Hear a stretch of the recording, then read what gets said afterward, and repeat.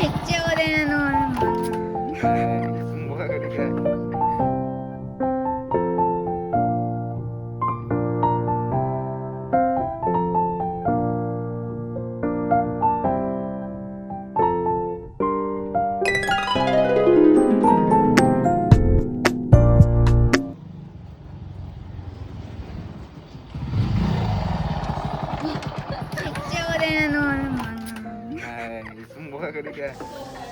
Hello guys, welcome back to day 14 study challenge video.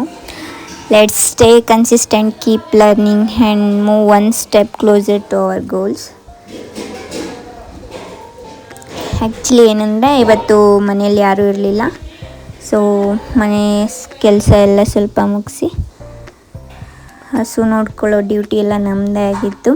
ಮನೆ ಹತ್ರ ಇಲ್ಲ ಅದು ಮನೆಯಿಂದ 150 ಮೀಟರ್ ದೂರ ಇದೆ.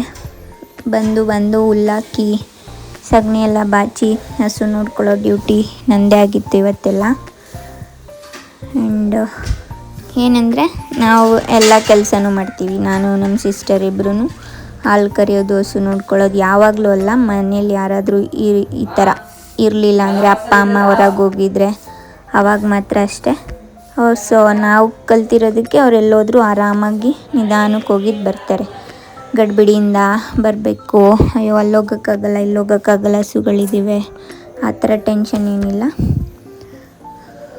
ನಾವು ಎಲ್ಲ ಮಾಡ್ತೀವಪ್ಪ. ಬಟ್ ನಂಗೆ ಅಡುಗೆ ಒಂದು ಬರಲ್ಲ ಮತ್ತು ಹೂ ಕಟ್ಟೋಕ್ಕೆ ಬರಲ್ಲ. ಅದು ಬಿಟ್ಟರೆ ನಾನು ಎಲ್ಲ ಕೆಲಸನೂ ಮಾಡ್ತೀನಿ.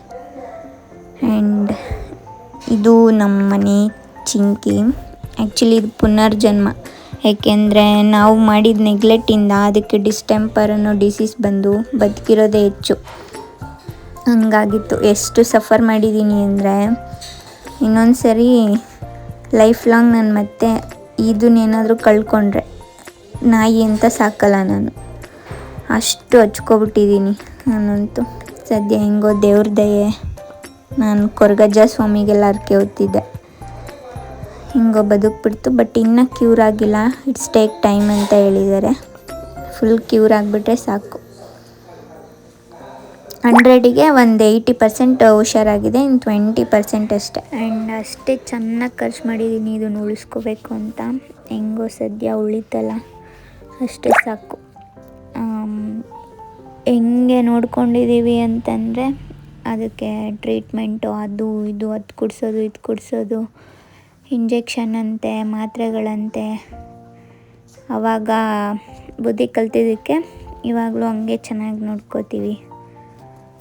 ನೆಗ್ಲೆಕ್ಟ್ ಮಾಡಿಬಿಟ್ವಿ ನಾವು ಅದನ್ನು ಫುಲ್ಲು ಫ್ರೀಯಾಗಿ ಬಿಡ್ಕೊಂಡು. ಯಾಕೆಂದರೆ ಇದು ಜಾತಿ ನಾಯಿ ಅಲ್ವಾ, ಅದನ್ನು ಹೆಂಗೆ ನೋಡ್ಕೋಬೇಕು ಹಂಗೆ ನೋಡ್ಕೋಬೇಕು. ಸ್ವಲ್ಪ ಬೀದಿ ನಾಯಿ ಥರ ಫ್ರೀ ಕೊಟ್ಬಿಟ್ವಿ, ನಾವು ನೆಗ್ಲೆಕ್ಟ್ ಮಾಡಿಬಿಟ್ವಿ. ಅದರಿಂದ ಅದಕ್ಕೆ ಡಿಸ್ಟೆಂಪರ್ ಅನ್ನೋ ಡಿಸೀಸ್ ಬಂತು. ಬದುಕೋದೇ ಇಲ್ಲ ಅಂತ ಹೇಳಿದರು. God grace ಬದುಕ್ಬಿಡ್ತು. ಮತ್ತೇನೆಂದರೆ ಮನೆಗಳಲ್ಲಿ ಒಂದು ನಾಯಿ ಸಾಕಬೇಕು. ಎಷ್ಟು ನಿಯತ್ತಿನ ಪ್ರಾಣಿಗಳಂತಂದರೆ ಎಲ್ಲೋದ್ರೂ ಹಿಂದೆ ಬರುತ್ತೆ, ಏನು ಮಾಡ್ತಿದ್ರು ಕಾಯ್ಕೊಂಡು ಕೂರುತ್ತೆ. ನಮಗಂತೂ ಅದು ಮನೇಲಿಲ್ಲ, ಮನೇಲಿ ಒಂದು ಅರ್ಧ ಗಂಟೆ ಕಾಣಲಿಲ್ಲ ಅಂದರೆ ಎಲ್ಲ ಹುಡುಕ್ತಾ ಇರ್ತೀವಿ, ಚಿಂಕಿ ಚಿಂಕಿ ಚಿಂಕಿ ಅಂತ. ಆ್ಯಕ್ಚುಲಿ ಇವಾಗ ನಾನೇನೋ ಮಾಡ್ತಿದ್ದೀನಿ, ಅದಕ್ಕೆ ಓಡಾಡ್ತಿದ್ದೀನಿ ಅಂತ ಹೇಳ್ತಿದ್ದೀನಲ್ಲ, ಆ ಪ್ಲ್ಯಾನಿಗೂ ಅಷ್ಟೇ ನನ್ನ ಚಿಂಕಿ ನೇಮೇ ಇಟ್ಟಿದ್ದೀನಿ ನಾನು. ಸ್ವಲ್ಪ ದಿನದಲ್ಲಿ ನಾನು ಅದು ಏನಂತ ಹೇಳ್ತೀನಿ. ಬಟ್ ಇನ್ನೂ ಓಡಾಡ್ತಾನೇ ಇದ್ದೀನಿ. 2 ಮನಸ್ಸಿದೆ ನನಗೆ. ಇವಾಗ ಅಂದ್ಕೊಂಡಿದ್ದೀನಿ ಲಾಸೋ ಪ್ರಾಫಿಟೋ ಮಾಡಲೇಬೇಕು, ಏನೇ ಆದರೂ ಪರವಾಗಿಲ್ಲ ಅಂತ. ಪ್ರಯತ್ನ ಮಾಡಬೇಕಲ್ವ, ಆವಾಗಲೇ ಗೊತ್ತಾಗೋದು ಏನಾಗುತ್ತೋ ಆಗಿಲ್ಲೋ ಅಂತ. ಅದು ನಮ್ಮ ಲಕ್ಷಣ ಮಾಡಿದೆ ಏನೋ ಕೈ ಹಿಡಿದ್ರು ಹಿಡಿದ್ಬಿಡುತ್ತೆ, ಹೇಳೋಕ್ಕಾಗಲ್ಲ. ಪ್ರಯತ್ನ ಮಾಡಿದೆ ಎಲ್ಲರೂ ಸಕ್ಸಸ್ಸು ಅಕ್ಸೆಪ್ಟ್ ಮಾಡಬೇಕು, ರೆಡಿ ಇರಬೇಕಷ್ಟೆ. ಸುಮ್ಮನೆ ಅಂತೂ ಕೂರಬಾರ್ದು. ನಾನು ಎಲ್ರಿಗೂ ಅದೇ ಸಜೆಸ್ಟ್ ಮಾಡೋದು. ಮತ್ತು ನಾನು ಓದಿ ಇದೇ ರೂಟಲ್ಲಿ ಹೋಗಿ ಅಂತ ಯಾರಿಗೂ ಹೇಳಲ್ಲ. ಏನೋ ಒಂದು ವಿದ್ಯೆ ಅನ್ನೋದು ಪ್ರಪಂಚದ ಜ್ಞಾನಕ್ಕಷ್ಟೆ. ಅದರಿಂದನೇ ಲೈಫ್ ಕಟ್ಕೊಳ್ಳೋಕ್ಕೆ ಎಲ್ಲರ ಕೈಲೂ ಸಾಧ್ಯ ಇಲ್ಲ. ಇಂಟ್ರೆಸ್ಟ್ ಇಲ್ಲದೆ ಇರೋರು ಬೇರೆ ಪಾತ್ನ ಚೂಸ್ ಮಾಡಬೇಕು, ಅದನ್ನು ನಾನು ಹೇಳ್ತೀನಿ. ಇವತ್ತೆಲ್ಲ ಏನಂದರೆ ಬರೋದು, ಮನೆಗೆ ಓದೋದು, ಸ್ವಲ್ಪ ಕೆಲಸ ಇದ್ದರೆ ಮಾಡೋದು, ಮತ್ತು ಅಲ್ಲಿ ಹೋಗೋದು, ಹುಲ್ಲಾಕೋದು, ಸಗಣಿ ಬಚ್ಚೋದು, ಇದೇ ಆಗಿತ್ತು. ನಮಗೆ ನಾವು ನಮ್ಮ ಮನೆ ಕೆಲಸ ಮಾಡೋಕ್ಕೆ ಯಾವುದೇ ನಾಚಿಕೆ ಮುಚ್ಚಿಟ್ಕೊಳ್ಳೋದು ನಾವು ಮಾಡೋ ಕೆಲಸ ಆ ಥರ ಎಲ್ಲ ಇಷ್ಟ ಇಲ್ಲ. ನಾನು ಯಾವಾಗಲೂ ಟ್ರಾನ್ಸ್ಫರ್ ಆಗಿರ್ತೀನಿ ಆ್ಯಂಡ್ ನನ್ನ ರಿಯಾಲಿಟಿ ಏನಿದೆಯೋ ಅದನ್ನೇ ತೋರಿಸ್ತಿದ್ದೀನಿ. ನಾನು ಮೊದಲೇ ಹೇಳ್ದಾಗೆ ನಾನು ವೀಡಿಯೋಗೆ ಅಂತ ಓದೋದು ಆ ಥರ ಎಲ್ಲ ಮಾಡಲ್ಲ. ಆ ಥರ ಮಾಡಿದ್ದಿದ್ರೆ ನಾನು ತುಂಬ ಆಸ್ಥೆಟಿಕ್ಕಾಗೆಲ್ಲ ವೀಡಿಯೋ ಮಾಡ್ತಿದ್ದೆ. ಬುಕ್ ಓಪನ್ ಮಾಡೋದು, ಕ್ಲೋಸ್ ಮಾಡೋದು, ನನ್ನ ಸ್ಟಡಿ ಟೇಬಲ್ ಎಲ್ಲ ಡೆಕೋರ್ ಮಾಡ್ಕೊಳ್ಳೋದು, ಲೈಟಿಂಗ್ಸ್ ಎಲ್ಲ ಹಾಕ್ಕೊಳ್ಳೋದು, ಆ ಥರ ಹಂಗೇನಿಲ್ಲ. ನನ್ನ ಹತ್ರ ಏನಿದೆಯೋ ಥಿಂಗ್ಸು ಅದರಲ್ಲೇ ವೀಡಿಯೋ ಮಾಡ್ತಿದ್ದೀನಿ. ಎಕ್ಸ್ಟ್ರಾ ಏನೂ ಆ್ಯಡ್ ಮಾಡಿಲ್ಲ ನಾನು, ಸುಮ್ಮನೆ ನಾರ್ಮಲಾಗಷ್ಟೆ. ಬೇರೆ ಜಿಂಕ್ ಚಾಕ್ ಆ ಥರದ್ದೆಲ್ಲ. ಇನ್ನೊಂದು ಏನಂತಂದರೆ ನಾನು ಹಿಂಗೆ ಎಲ್ಲ ಥರದ ಕೆಲಸನೂ ಕಲಿಬೇಕು, ತೋರಿಸ್ಕೊತಾ ಇದ್ದೀನಿ. ಮನೇಲಿ ಯಾರಾದರೂ ಇಲ್ಲ ಅಂದರೆ ನಾವೇ ಮ್ಯಾನೇಜ್ ಮಾಡ್ಕೊಳ್ಳೋ ಥರ ಇರಬೇಕು. ಅವ್ರನ್ನೇ ಬರಬೇಕು, ಅವರೇ ಇರಬೇಕು ಅಂತ ಕಾಯ್ಕೊಂಡು ಕೂರೋ ಥರ ಇರಬಾರ್ದು. ಫುಲ್ಲು ಕಲಿದೇ ಇದ್ದರೂ ಮ್ಯಾನೇಜಬಲ್ ಆಗಾದರೂ ಕಲಿಬೇಕು. ನಂದು ಆ ಥರ ಎಲ್ಲನೂ ಕಲಿಬೇಕು, ಎಲ್ಲನೂ ಮಾಡಬೇಕು ಹಾಗೆ. ಬಟ್ ಈ ಅಡುಗೆ ಅಂತ ಬಂದರೆ ಅದೊಂದ್ರ ಮೇಲೆ ಇಂಟ್ರೆಸ್ಟ್ ಇಲ್ಲ ಅಷ್ಟೇ. ಇನ್ನೆಲ್ಲನೂ ಕಲಿತೀನಿ ಅನ್ನೋ ಆಸಕ್ತಿ ಜಾಸ್ತಿ ಇದೆ. ಆ್ಯಂಡ್ ಇವತ್ತೂ ಫುಲ್ ಇಂಡಿಯನ್ ಜಿಕೆನೇ ಸ್ಟಡಿ ಮಾಡ್ತಿದ್ದೀನಿ. ಹೇಳಿದ್ದಾರೆ ಅದು ಒಂದು ವಾರ ಎಲ್ಲ ಅದನ್ನೇ ಸ್ಟಡಿ ಮಾಡಿ ಅಂತ. ಅದು ಟಾಪಿಕ್ಸ್ ಜಾಸ್ತಿ ಇದೆ ಅಲ್ವಾ, ಅದಕ್ಕೆ ಅದನ್ನು ಮಾಡ್ಕೊಂಡು ಜೊತೆಗೆ ನಂದು ಸಬ್ಜೆಕ್ಟ್ ನಾನೇನು ಪ್ಲ್ಯಾನ್ ಹಾಕ್ಕೊಂಡಿರ್ತೀನಿ ಅದನ್ನು ಓದ್ಕೊಂಡು ಇವಾಗ ನಂದಕ್ಕೂ ಟಾರ್ಗೆಟ್ ಇಟ್ಕೊತಿದ್ದೀನಿ. ಅವ್ರದ್ದು ಇನ್ಸ್ಟಿಟ್ಯೂಷನ್ ಅವ್ರದ್ದು ಓದ್ಕೊಂಡು ಜೊತೆಗೆ ನಾನು ಡೈಲಿ ಒಂದು 3 ಸಬ್ಜೆಕ್ಟ್ ತಗೊಂಡ್ರೆ 3 ಸಬ್ಜೆಕ್ಟೂ 4 ಚಾಪ್ಟರ್ ಮುಗಿಸ್ಬೇಕು ಅಂತ. ಆ್ಯಂಡ್ ಇನ್ನೊಂದೇನೆಂದರೆ ಸೆಂಟೆನ್ಸ್ ಫಾರ್ಮೇಷನ್ ಕ್ವಶನ್ಸ್ ತೆಗಿತಾನಲ್ಲ, ಅದನ್ನು ನಾನು ಜಾಸ್ತಿ ಪ್ರಾಕ್ಟೀಸ್ ಮಾಡಬೇಕು. ಬಟ್ ನಂಗೆ ಅದು ಐಡಿಯಾನೇ ಇಲ್ಲ. ಇನ್ಸ್ಟಿಟ್ಯೂಷನಿಗೆ ಬನ್ನಿ ಹೇಳ್ಕೊಡ್ತೀವಿ ಅಂದಿದ್ದಾರೆ.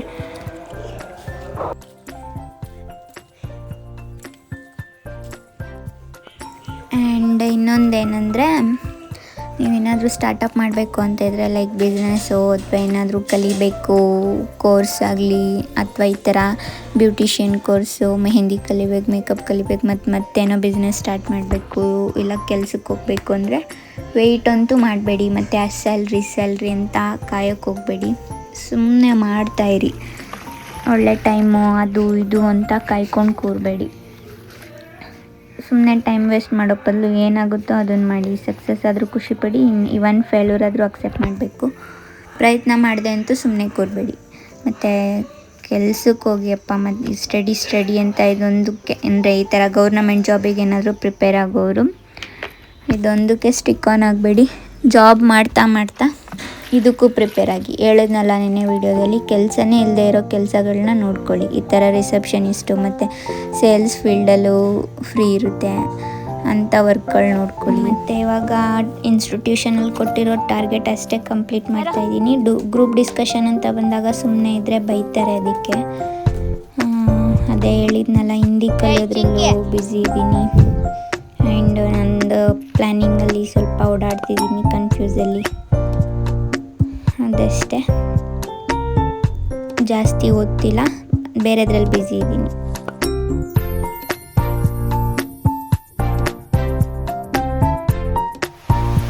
ಈವ್ನಿಂಗ್ ಫುಲ್ ಮಳೆ ಇತ್ತು. ಮಲ್ಕೊಳ್ಳೋಣ ಅಂತ ಹೋದರೆ ನಮ್ಮದು ಸಿಟಿನ ಮನೆ ಅಲ್ವಾ, ಹೆವಿ ಸೌಂಡು ಡಮ ಡಮ ಅಂತ.